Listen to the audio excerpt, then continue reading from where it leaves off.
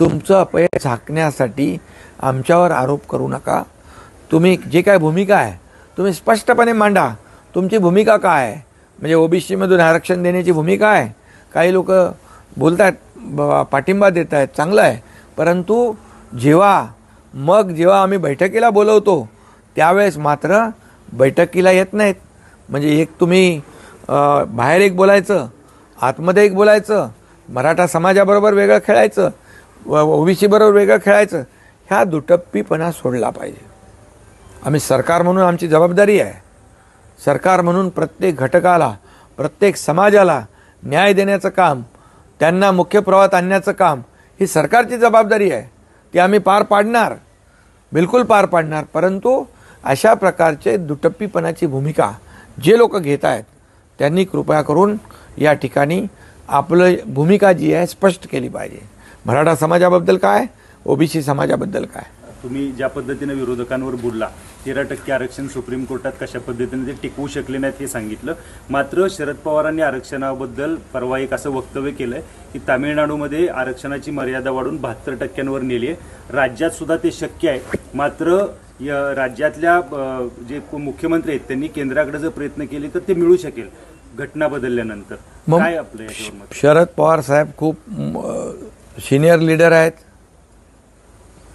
ते परिपक्व नेते आहेत।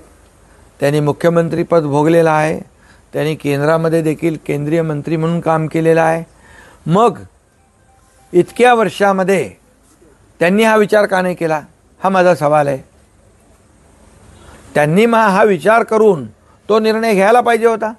यापूर्वी देखील सरकार कुणाची होती, काँग्रेसची होती, आपल्याला माहीत आहे।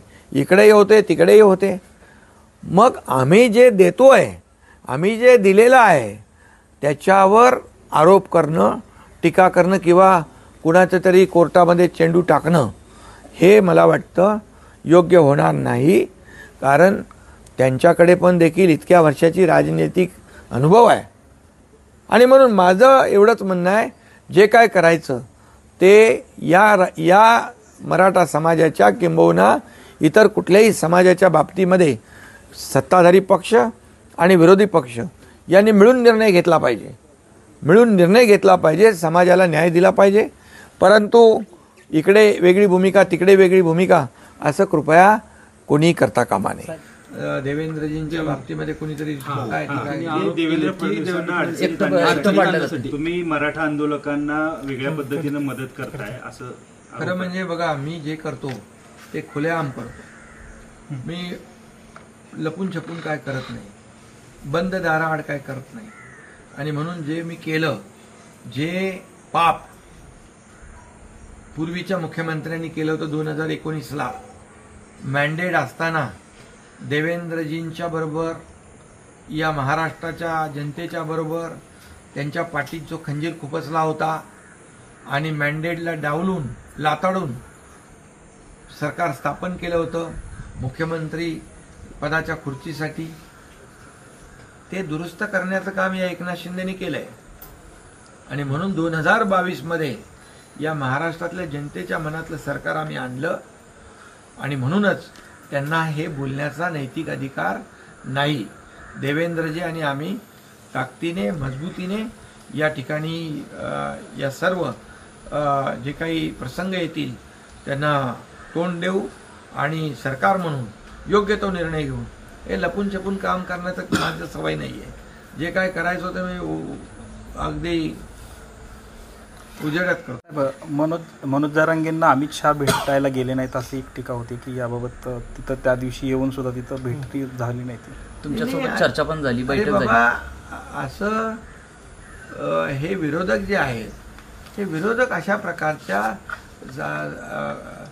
प्रकारचे संभ्रम पसरवून या ठिकाणी समाजामध्ये तेढ निर्माण करण्याचा प्रयत्न करतायत। अरे विषय काय आहे? आता जे काही विषय आहेत ते राज्य सरकारशी निगडीत आहेत आणि राज्य सरकार या ठिकाणी समर्थ आहे। त्यामुळे ते आले होते गणपती दर्शनाला आणि हे त्यांच्याशी तिकडे लिंक करणं, जोडणं, हे असं विरोधी पक्षाचं जे काही चाललेलं आहे।